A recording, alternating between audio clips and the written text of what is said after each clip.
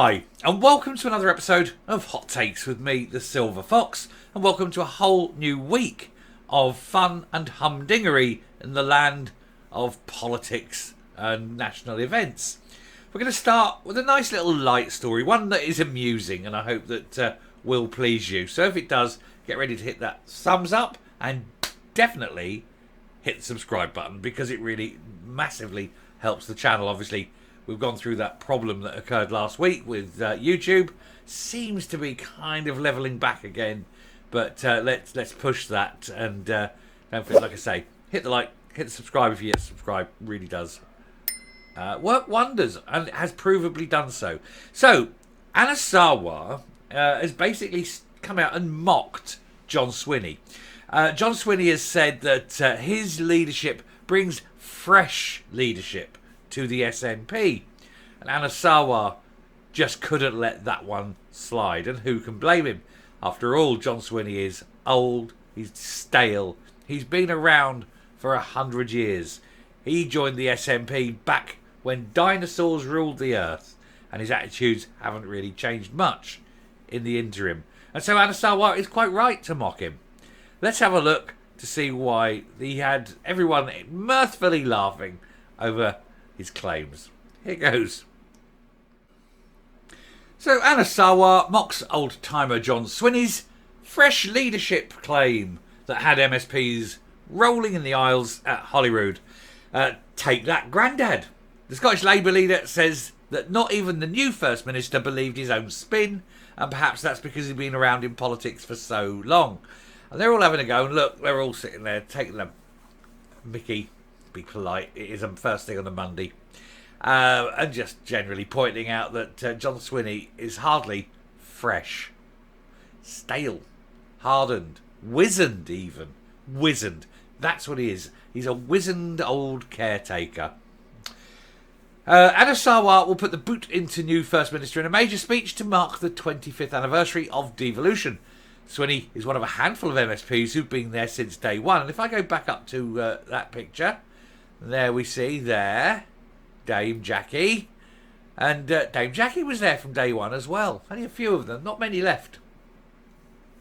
The Scottish Labour leader will also say the SNP has squandered the opportunities of devolution with years of incompetence. Still incompetent. Everything.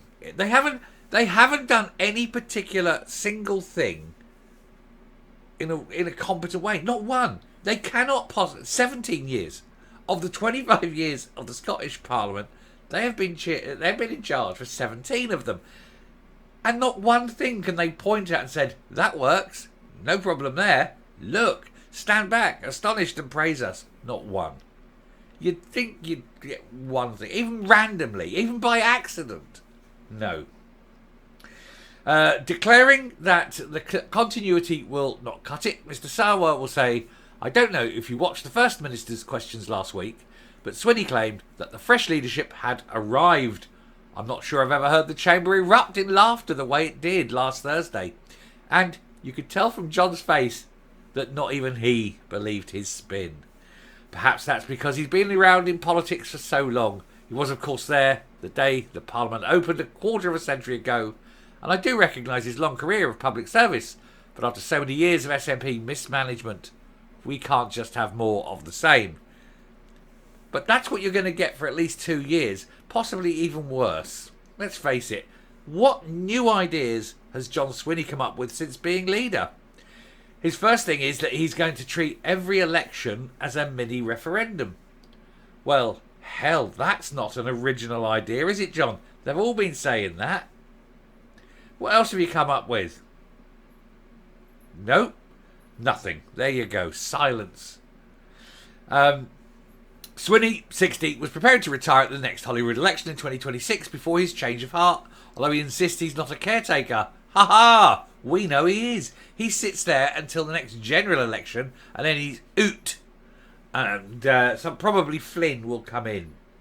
Other long-serving Nats include Sturgeon, Robertson, Matheson, Ewing, Gibson, Graham, Hislop, and Lockhead. How on earth these people have managed to last, with one or two exceptions, I suppose, have managed to last so very long is one of those enduring mysteries of the universe, isn't it? The things you'll never know. What happened, to the Marie Celeste? What happened to the lighthouse keepers on I was going to say Fraggle Rock. But anyway, you know what I'm on about. Fraggle Rock, man. Anyway, and what happened, and why did the SNP keep people in there for 25 years without being rumbled? Unbelievable, isn't it? Fraggle Rock. Anyway, the 41-year-old will say there's no escaping the fact that opportunities of devolution have been squandered by the SNP. Too often, he'll say, is this government has been distracted by its narrow obsessions and internal divisions. And boy, is there internal divisions. I don't think there's an area of policy where there isn't major division. And, you can pick them at random, but like oil, yes, definitely, because Flynn says he has to push it because it's where he's from in Aberdeen. The rest of them say, no, there's pushing of roads, there's this, that and the other. I mean, you couldn't you couldn't hurl a brick into the SNP without finding a division on some policy or other. That's the problem. They have no unity anywhere. Today, there are more than 820,000 Scots stuck on NHS waiting lists. Almost 10,000 children are living in temporary accommodation with no home to call their own, and yet strangely and easily fixable. Our once great education has plummeted down the international league tables. And, I mean, to be honest, Sarwar's right in everything he says, but how's he going to fix it? They are having a conference, and this is something I will be doing a story on later. They're about to have this policy meeting thing where they're going to bash out all the problems and, find the solutions and everything. The trouble is, you couldn't tell me what their policies are on anything. Does anybody know what the Labour Party, Scottish Labour policy is on any area? They've been, they've gone radio silent, haven't they? Incommunicado. Nobody knows. So they've gone off and having this bash and going to try and work out policy and then announce it. But nobody's going to listen. There you go. Yeah, but he's right. Anna Sarwar's right. They are in disarray. They are split and fresh out of ideas. Fresh leadership, my backside. Let's come up and finish off.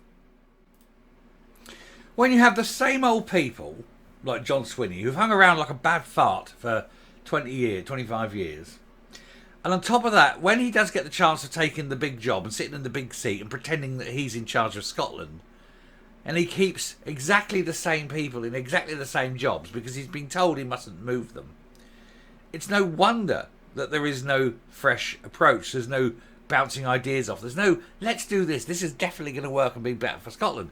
Because you've got the same sad people doing the same terrible job. And nobody wants to speak up. No one wants to put their head above the parapet and actually be efficient or different in case they lose their job. They're all in it for themselves. And of course, Swinney, who likes to think that, he's got this authority and he's saying, look how strong I am by having the force of personality to keep with the same sad people. It just goes to show, A, he's got no spine because he daren't upset the people he's got by moving some people out, moving some people in, whatever.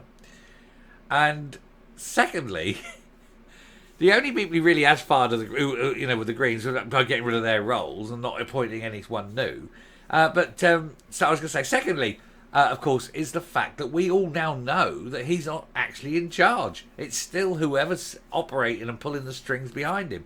Probably Sturgeon, some little cabal, secretive in the dark, in the back rooms.